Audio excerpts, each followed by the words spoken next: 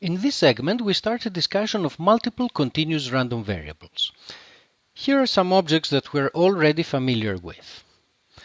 But exactly as in the discrete case, if we are dealing with two random variables, it is not enough to know their individual PDFs. We also need to model the relation between the two random variables, and this is done through a joint PDF, which is the continuous analog of the joint PMF.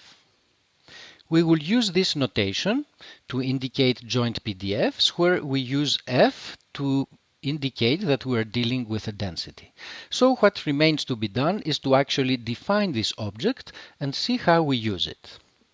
Let us start by recalling that joint PMFs were defined in terms of the probability that the pair of random variables x and y takes certain specific values little x and little y.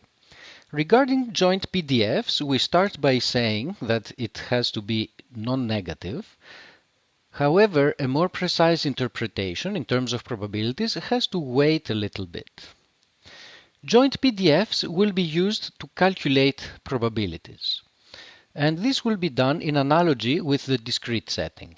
In the discrete setting, the probability that the pair of random variables falls inside a certain set is just the sum of the probabilities of all the possible pairs inside that particular set. For the continuous case, we introduce an analogous formula.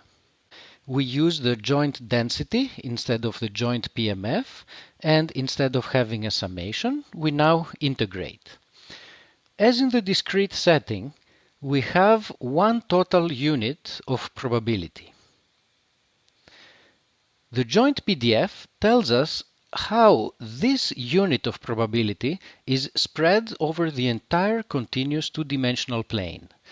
And we use the joint PDF to calculate the probability of a certain set by finding the volume under the joint PDF that lies on top of that set. This is what this integral really represents. We integrate over a particular two-dimensional set, and we take this value that we integrate, and we can think of this as the height of an object that's sitting on top of that set. Now, this relation here, this calculation of probabilities, is not something that we are supposed to prove. This is rather the definition of what a joint PDF does. A legitimate joint PDF is any function of two variables which is non-negative and which integrates to 1. And we will say that two random variables are jointly continuous if there is a legitimate joint PDF that can be used to calculate the associated probabilities through this particular formula. So we have really an indirect definition. Instead of defining the joint PDF as a probability, we actually define it indirectly by saying what it does, how it will be used to calculate probabilities. A picture will be helpful here. Here's a plot of a possible joint PDF. These are the x and y axes. And the function being plotted is the joint PDF of these two random variables. This joint PDF is higher at some places and lower at others, indicating that certain regions of the xy plane are more likely than others. The joint PDF determines the probability of a set B by integrating over that set B, let's say it's this set, integrating the PDF over that set. Pictorially, what this means is that we look at the volume that sits on top of that set, but below the PDF, below the joint PDF. And so we obtain some three-dimensional object of this kind. And this integral corresponds to actually finding this volume here. The volume that sits on top of the set B, but which is below the joint PDF.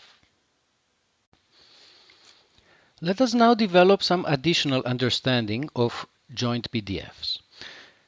As we just discussed, for any given set B, we can integrate the joint PDF over that set, and this will give us the probability of that particular set.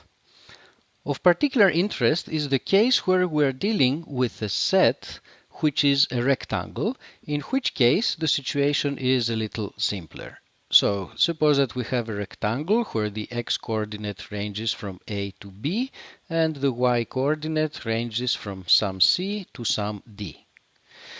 Then the double integral over this particular rectangle can be written in the form where we first integrate with respect to one of the variables that ranges from A to B, and then we integrate over all possible values of y as they range from C to D. Of particular interest is the special case where we're dealing with a small rectangle, such as this one. A rectangle with sizes equal to some delta, where delta is a small number. In that case, the double integral, which is the volume on top of that rectangle, is simpler to evaluate. It is equal to the value of the function that we're integrating at some point in the rectangle, let's take that corner, times the area of that little rectangle, which is equal to delta square.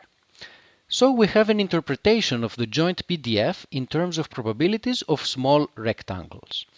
Joint PDFs are not probabilities, but rather they are probability densities. They tell us the probability per unit area. And one more important comment. For the case of a single continuous random variable, we know that any single point has zero probability. This is again true for the case of two jointly continuous random variables, but more is true. If you take a set B that has zero area, for example, a certain curve, suppose that this curve is the entire set B, then the volume under the joint PDF that's sitting on top of that curve is going to be equal to zero. So, zero area sets have zero probability. And this is one of the characteristic features of jointly continuous random variables. Now let's think of a particular situation. Suppose that x is a continuous random variable, and let y be another random variable which is identically equal to x. Since x is a continuous random variable, y is also a continuous random variable.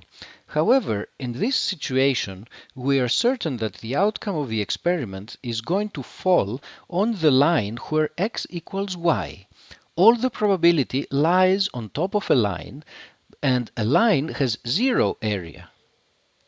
So we have positive probability on a set of zero area, which contradicts what we discussed before. Well, this simply means that x and y are not jointly continuous. Each one of them is continuous, but together they are not jointly continuous. Essentially, joint continuity is something more than requiring each random variable to be continuous by itself. For joint continuity, we want the probability to be really spread over two dimensions. Probability is not allowed to be concentrated on a one-dimensional set. On the other hand, in this example, the probability is concentrated on a one-dimensional set, and we do not have joint continuity.